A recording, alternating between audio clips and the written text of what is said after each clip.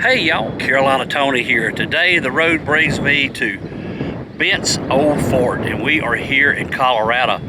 Bent's Old Fort was a fort on the Santa Fe Trail in the old frontier during the early to late 1800s. We are going to explore a little bit and learn about Bent's Old Fort, and we'll get started right after this station identification.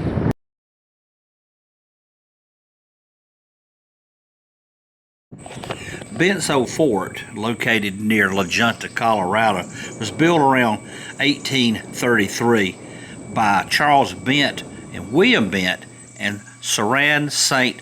Vrain. It was built as a fort to trade with the Southern Cheyenne and Arapaho Indians and the trappers for buffalo robes. For much of its 16-year history, Bent's Fort was the only major permanent white settlement on the Santa Fe Trail between Missouri and Mexican settlements. Situated along the northern bank of the Arkansas River in what is now southeastern Colorado, the fort quickly became a center for the expanding holdings of Bent St. Vrain and Company. Soon it was also an important stop on the Santa Fe Trail mountain route and a center for commercial, social, military, and cultural exchange.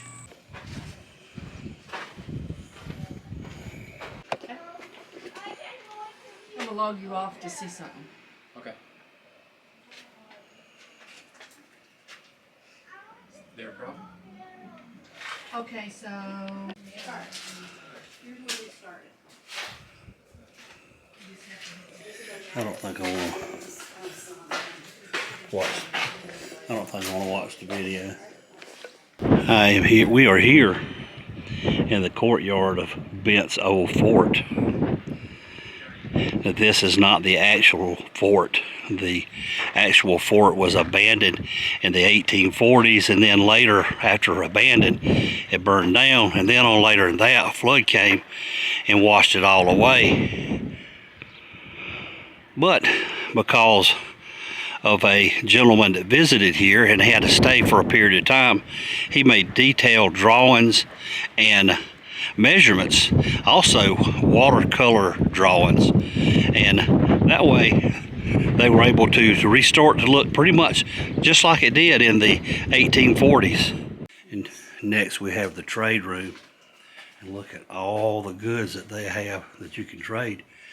You could bring your hides here, stack them up, and the proprietor would assess how much money he would give you in exchange for some of those goods to help you work your way across the Santa Fe Trail, or perhaps meat.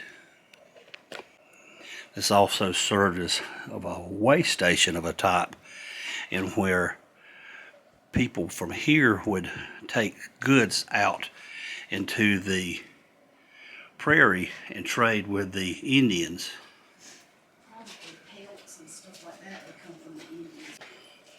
And next we are in the dining room, and this is a pretty nice dining room if I say so myself.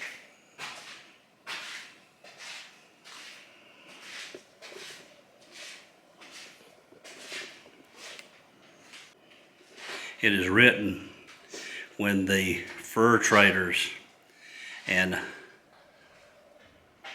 travelers were out on the trail, they could come here and sit down at the table in a nice chair and eat a nice meal like civilized people. So it is written. After the fort was abandoned, it burned and a flood washed it away. It sat for many years. Then the folks came in, the archaeologists came in to start trying to put the pieces back together. This hearth from the limestone is original. This is exactly where it was back in the 1840s. Just notice how long stone has been worn smooth.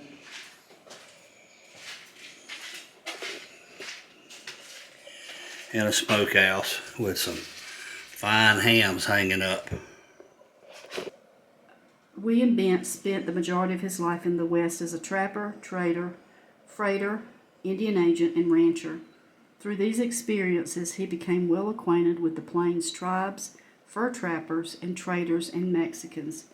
His marriages first to the Cheyenne, Owl Woman, and later her sisters, Yellow Woman and Island, resulted in a large and well-respected family. As resident manager, he directed all trade at the fort. Ben occupied these private quarters, but often lived with his Cheyenne family in their village. His quarters would have reflected the various cultures which influenced his world.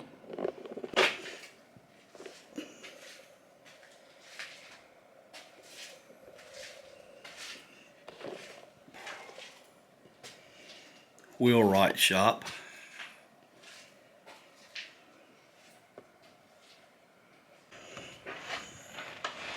The storeroom. This is after weeks of travel on the unforgiving prairie. Wagon repairs were critical to the success of Wont. Yes, these are the warehouses. Power magazine.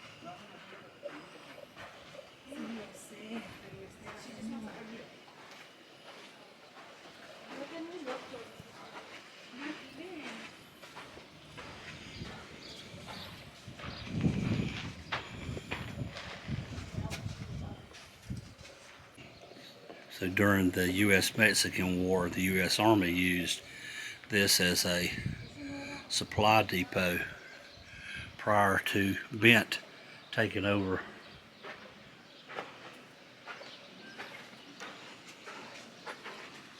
This one was for the furs coming into the fort. So all the furs that came in the fort, this is where they were stored at.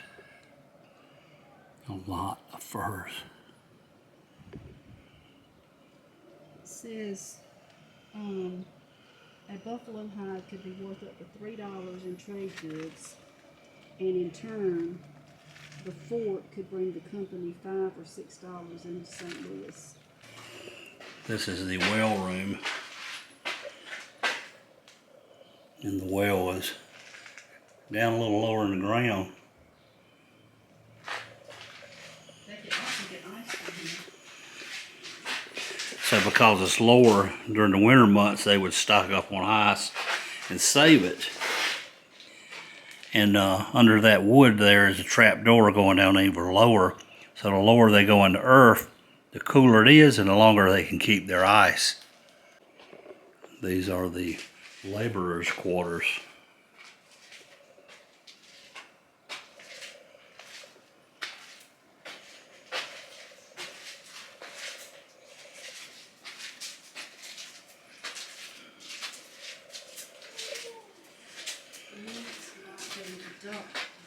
Harness room.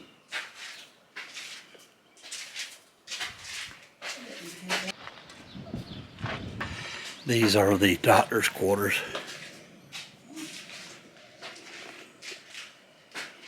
Nice. By trail, Susan wrote about life and customs beyond the American frontier. Even though she traveled in luxury, her life was not without misfortune. Taken ill en route to Santa Fe, Susan suffered a miscarriage during her stay at the fort. So these were living rooms that were available to company employees and special guests.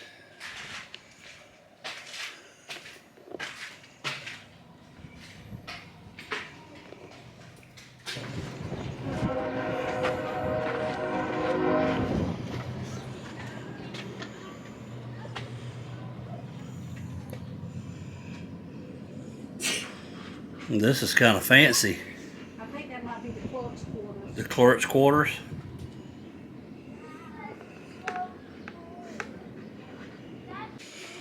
This is the billiards room, also a pool table. Or if you were on the Beverly Hillbillies, this would be the fancy eating table.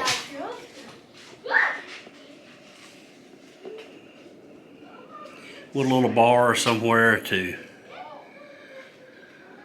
grab a nice hot one. This was Bent's partner, was his room.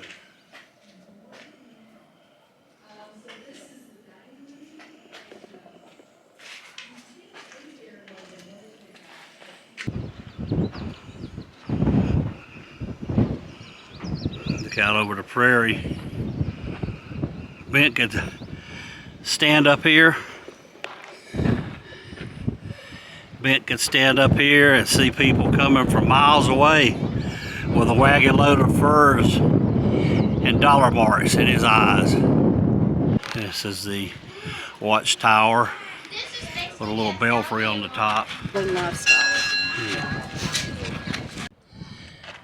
Well, I hope you have enjoyed our visit to Bent's Fort here in Colorado. If you did, be sure to give me a big old thumbs up. Be sure to share with your family and friends. But until next time, y'all have a good day.